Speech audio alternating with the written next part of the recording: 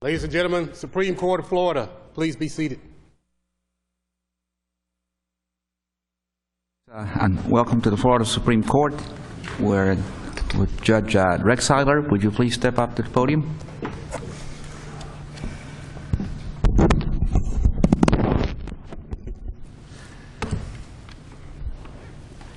Judge Recksiedler, you are here before the court today because of ethical misconduct in your official role as a judge.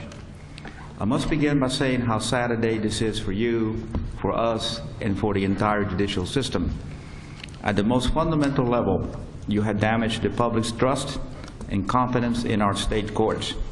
This is a very serious matter and one that the court takes very seriously. The effectiveness of our judiciary in our democratic form of government ultimately rests on the trust and confidence that people confer upon judges like you. Though none of us can undo what you have done, we have commanded you to appear today for a public reprimand that is being broadcast throughout the state. It is one way we can assure the public that we take ethical misconduct by a judge very seriously, and that we will not hesitate to punish errant judges in a most public way. Judge Recksiedler, this court, in its opinion, has accepted a stipulation that you entered with the State Judicial Qualifications Commission about the misconduct you have exhibited. You have agreed to, and we have accepted, this stipulation as one that best serves the interest of justice and of sound judicial administration. The misconduct in this instance arose when you were being interviewed by the First District Court of Appeal Judicial Nominating Commission. Early in those interviews, the Judicial Nominating Commission questioned you about your driving record. Later, on March 17, 2014, you made an opening statement saying that you take the Judicial Nominating Commission's concerns about your driving record very seriously. However, at no time, during or after your interview, did you inform the Judicial Nominating Commission that you had received a speeding ticket that same morning that caused you to arrive late to the meeting.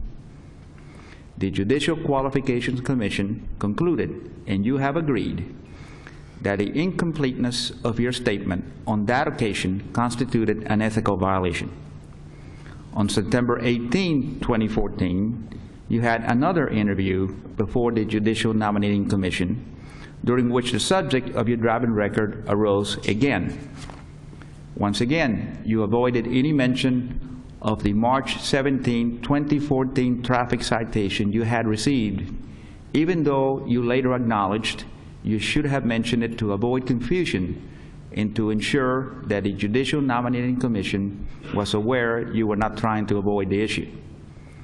The Judicial Qualifications Commission entered into a stipulation with you that your conduct had violated Canons 1, Canon 2A, Canon 4A sub 2, and Canon 4A sub 3.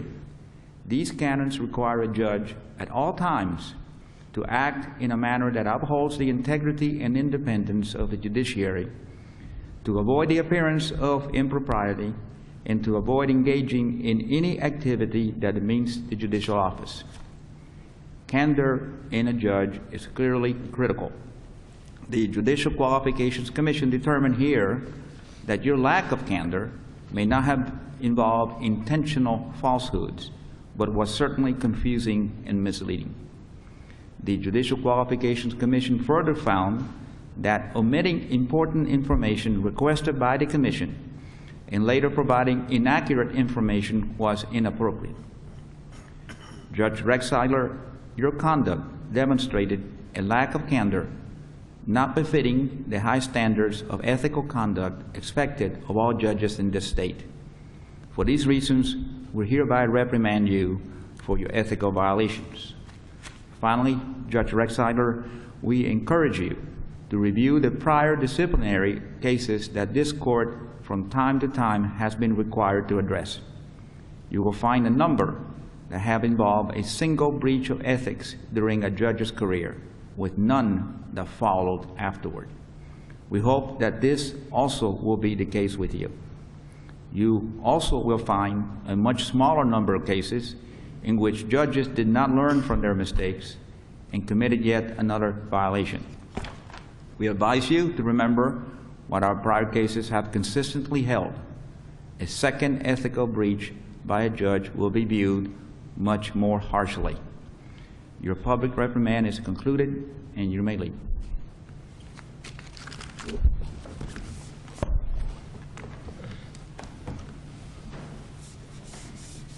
Okay, the second case on the calendar this morning will be